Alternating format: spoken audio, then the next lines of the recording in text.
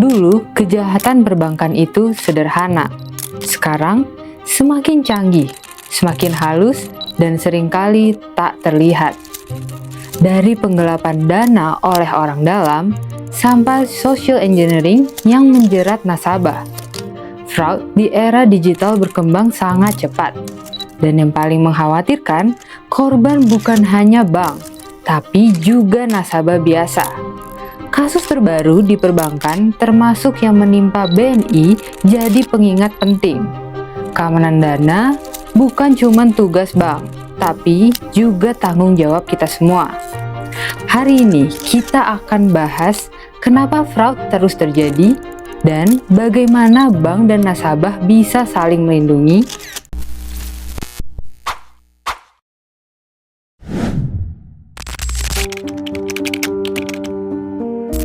Kasus fraud sering terlihat berbeda, tapi sebenarnya polanya sama. Di BNI, oknum pegawai menawarkan investasi fiktif, tidak tercatat di sistem bank, tapi meyakinkan karena ada hubungan personal. Di Maybank, dana nasabah dialihkan tanpa izin, mengandalkan kepercayaan dan manipulasi dokumen. Di Bank Wuri Saudara, muncul deposito palsu dengan bunga lebih tinggi dari biasanya. Dan ada juga pembobolan rekening dorman yang memanfaatkan rekening tidak aktif. Artinya, teknologinya boleh baru, tapi akarnya tetap sama, kepercayaan yang disalahgunakan. Kenapa fraud ini terus terjadi? Ada 4 akar utama. Yang pertama, asimetri informasi. Pegawai lebih paham sistem. Nasabah sering tidak tahu detail produk. Yang kedua, tekanan target. Oknum tergoda mencari jalan pintas. Yang ketiga, lemahnya monitoring. Tidak semua sistem bank mampu deteksi anomali real time. Keempat, literasi keuangan rendah. Nasabah mudah tergiur iming-iming keuntungan tinggi. Inilah kombinasi berbahaya yang membuat fraud terus berulang. Kasus di BNI memberi pelajaran penting. Produk yang ditawarkan ternyata tidak pernah ada, tidak tercatat di sistem resmi, dan seluruh transaksi dilakukan di luar mekanisme bank. Bank memang melakukan audit, kasus terdeteksi, dan pelaku diproses hukum. Tapi ini membuka satu fakta. Internal kontrol masih bisa ditembus. Karena itu, bank harus memperkuat Know Your Employee, pembatasan akses sistem, dan audit berlapis berbasis data. Di tengah semua itu, nasabah sebenarnya adalah benteng terakhir. Ada 3 hal penting yang harus dipahami. Pertama, literasi produk. Semua transaksi harus tercatat di sistem. Kalau hanya ada slip atau kertas, itu bukan jaminan.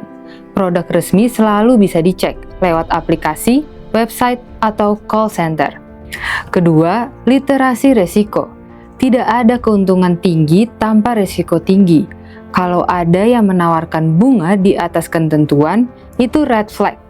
Ketiga, literasi kelembagaan. Bank tidak bekerja lewat individu.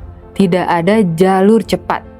Tidak ada produk khusus pribadi, dan tidak ada transaksi resmi di luar sistem. Kalau ada yang seperti itu, hampir pasti bermasalah. Otoritas jasa keuangan terus memperketat aturan, mulai dari pelaporan fraud, pengendalian internal, sampai perlindungan konsumen. Tapi ke depan, itu belum cukup. Bank harus bergerak lebih jauh, menggunakan analitik resiko real-time, audit berbasis AI, dan sistem deteksi anomali otomatis. Di sisi lain, edukasi nasabah harus lebih masif, karena fraud hari ini tidak selalu menyerang sistem, tapi sering menyerang manusia. Keamanan perbankan tidak bisa berdiri sendiri.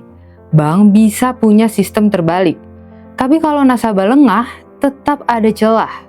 Sebaliknya, nasabah bisa waspada, tapi kalau sistem lemah, resiko tetap tinggi. Artinya, solusinya adalah kolaborasi. Bank memperkuat governance, nasabah meningkatkan literasi. Dua-duanya harus jalan bersamaan.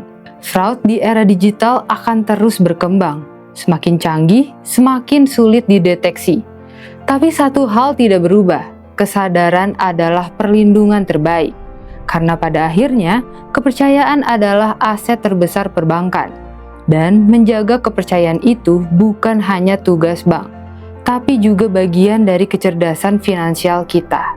Menurut kamu, siapa yang lebih bertanggung jawab dalam mencegah fraud? Bank atau nasabah? Tulis pendapat kamu di kolom komentar dan jangan lupa like, share video ini, dan jangan lupa follow Infobank TV biar makin melek keuangan di era digital.